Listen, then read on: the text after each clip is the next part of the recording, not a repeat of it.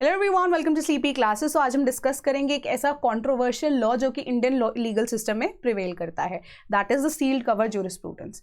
तो अब recently in news ये जो भी रिसेंट डिसीजन या हियरिंग दी गई है in the case of Amit Kumar versus union of India, वहाँ पे जो भी सिटिंग या करंट हमारे चीफ जस्टिस ऑफ इंडिया हैं जस्टिस चंद्रचूड़, उन्होंने मेंशन किया है कि जो सील्ड कवर ज्यूरिस्प्रूडेंस है उसका जो डिसीजन है वो वेग या बहुत ज़्यादा आप कह सकते हैं ओपेक रहता है। सो क्यों ऐसा उन्होंने कहा, क्या ऐसी नौबत आ गई, तो जानते हैं सील्ड कवर ज्यूरिस्प्रूडेंस क्या है।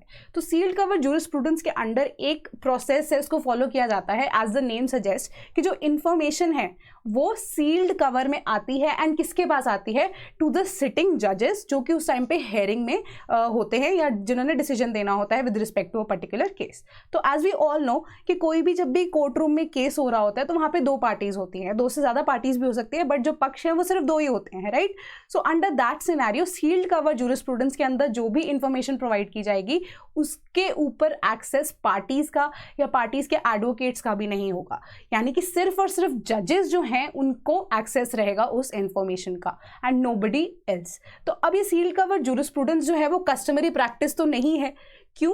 अब कुछ ऐसे रूल्स या ऐसे लॉज हैं जो कि अलाउ कर रहे हैं सील्ड कवर ज्यूरिस्प्रूडेंस को। तो ऐसे दो लॉज हैं, one of them being rule number 7 of order number 8 of the supreme court के जो रूल्स 2013 के हैं, ठीक है। दूसरा लॉ जो है हमारा इंडियन एविडेंस एक्ट है, जिसमें सेक्शन नंबर 123 अलाउ करता है सील्ड कवर ज्यूरिस्प्रूडेंस। तो under what scenario sealed cover jurisprudence जो है उसको प्रैक्टिस किया जा सकता है। पहली चीज कि जब कोई भी ऐसी इन्वेस्टिगेशन है, ठीक है, वो अभी ऑनगोइंग है। दूसरी चीज कि कोई भी ऐसी इंफॉर्मेशन जो प्रोवाइड की जा रही है वो हमारा सीक्रेट है जो कि नेशनल इंटरेस्ट को प्रोटेक्ट कर रहा है, ठीक है। तीसरी ऐसी चीज कि कोई भी जो इंफॉर्मेशन प्रोवाइड की जा रही है वो किसी की पर्सनल इंफॉर्मेशन है जो कि फर्दर अगर पब्लिक हो जाती है तो वो ब्रीच ऑफ ट्रस्ट कॉज करेगी, ठीक है। तो ये चीज़ें जो हैं हमारे पास सील्ड कवर ज्यूरिस्प्रूडेंस में अलाउ करते हैं, ठीक है। सो अब कुछ कुछ चीज़ें हैं जो इसकी एडवांटेजेस है, कुछ कुछ चीज़ें जो हैं इसकी डिसएडवांटेजेस है, ठीक है। तो कुछ ऐसे केसेस रहे जिसमें सुप्रीम कोर्ट या अदर हाई कोर्ट्स की या और भी सारे कोर्ट्स की अगर हम डिस्कशन करें, उन्होंने सील्ड कवर ज्यूरिस्प्रूडेंस का बिल्कुल साथ दिया, ठीक है। देयर आर सर्टेन केसेस जहाँ पे सील्ड कवर ज्यूरिस्प्रूडेंस के अगेंस्ट भी डिसीजन दिए गए, यानी कि सील्ड कवर ज्यूरिस्प्रूडेंस को एक्सेप्ट तो किया गया but while giving the decisions ये चीज़ मेंशन की गई कि सील्ड कवर ज्यूरिस्प्रूडेंस की एक्चुअल में रिक्वायरमेंट नहीं थी।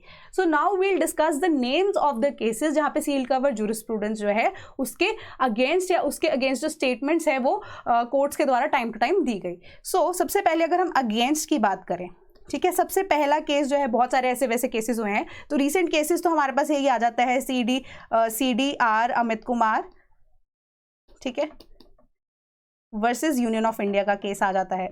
दूसरा केस हमारे पास आता है P चिदम्बरम का केस,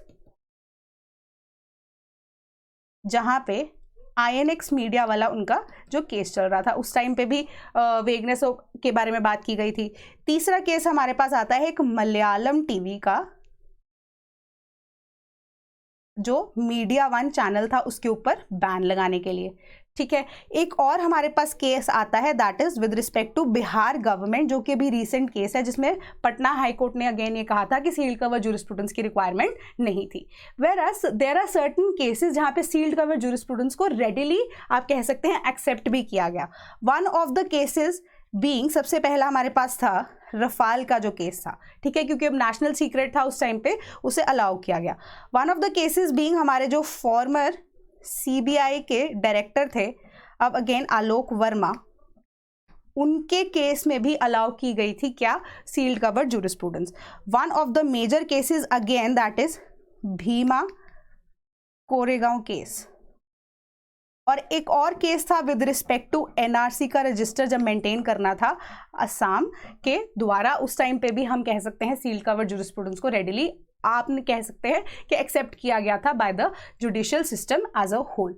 तो अब जो हमारे पास ये रूल 7 ऑर्डर 8 हमारे सुप्रीम कोर्ट रूल्स के हैं, इंडियन एविडेंस एक्ट का सेक्शन 123 है, why are they allowing it? तो एक्चुअल में इसके पीछे रीजंस क्या है? तो कोई भी ऐसा अगर हम कहें लॉ बहुत ज़्यादा कंट्रोवर्शियल क्यों बन जाता है, तो उसके पीछे के अगर आप कह सकते हैं कुछ इंपॉर्टेंट फैक्ट्स भी हैं कि क्यों इसे अब तक हटाया नहीं गया, राइट? कि क्यों उसमें अमेंडमेंट नहीं लेके आई गई कि if it is so much against the system कि आप पूरी तरीके से नेचुरल जस्टिस जो है प्रैक्टिस नहीं कर सकते, आप अपने क्लाइंट को लीगल राइट में रिप्रेजेंट करने के लिए राइट नहीं दे सकते हैं क्योंकि आपके पास वो इंफॉर्मेशन ही नहीं है, राइट? तो इस तरीके से फिर इस लॉ की प्रेवलेंस की रिक्वायरमेंट क्या है? So there are further 3 reasons कि इस लॉ को अभी तक हटाया क्यों नहीं गया है, इररिस्पेक्टिव ऑफ द फैक्ट कि इतना ज़्यादा कंट्रोवर्शियल लॉ है, कि इतना ज़्यादा अगर हम कहते हैं नेचुरल जस्टिस के खिलाफ है। सो देयर आर 3 रीजंस, ठीक है? सबसे पहला रीजन बीइंग कि हार्मनी मेंटेन करने के लिए, ठीक है? क्यों? क्योंकि अब जो इन्फॉर्मेशन प्रोवाइड की जाती है, अब जरूरी नहीं है कि पार्टीज 2 प्राइवेट पार्टीज ही हों, कई बार सरकार भी खुद एक पार्टी रहती है, like this case of CDR Amit Kumar versus union of India. So under the situation जहां पे अब सरकार ही कटघरे में है, वहां से ही कोई इन्फॉर्मेशन सीख की जा रही है, बट वो इन्फॉर्मेशन जो है रेडिली आप ऐसे पब्लिश नहीं कर सकते, या कोई भी पब्लिक ऑफिसर उसे पब्लिक नहीं कर सकता है इररिस्पेक्टिव, या तब तक कि जब तक उसका कोई सीनियर ऑफिशियल उसे अलाउ नहीं करता है। So under that situation harmony within the department या within the service system जो है मेंटेन करने के लिए सील कवर ज्यूरिस्प्रूडेंस को प्रैक्टिस किया जाता है। दूसरी चीज जब हम बात करते हैं with respect to personal information, कि कोई किसी की भी आप पर्सनल इंफॉर्मेशन ऐसे उठाकर किसी में या पब्लिक में जो है वो नहीं कर सकते हैं, ठीक है? तो तीसरी चीज़ ये आती है कि हमारे पास कोई भी ऐसा स्टेट सीक्रेट होता है जिससे आप कह सकते हैं सिक्योरिटी ऑफ इंडिया जो है हैम्पर हो सकती है। सो अब ये सिनेरियोज है, इस वजह से सील्ड कवर ज्यूरिस्प्रूडेंस की एग्जिस्टेंस जो है वो भी बहुत ज़्यादा इंपॉर्टेंट हो जाती है, ठीक है? तो अब आप मुझे कॉमेंट बॉक्स में बताइए कि सील्ड कवर ज्यूरिस्प्रूडेंस का एग्जिस्टेंस इंपॉर्टेंट है या नहीं है, आपके क्या व्यूज़ हैं, आपको क्या लगता है कि सील्ड कवर ज्यूरिस्प्रूडेंस की जितनी भी अभी फिलहाल कंट्रोवर्सी चल रही है कि वो ओपेक है, वेग है, इज इट करेक्ट और नॉट? सो आज के लिए इतना ही। Thank you so much.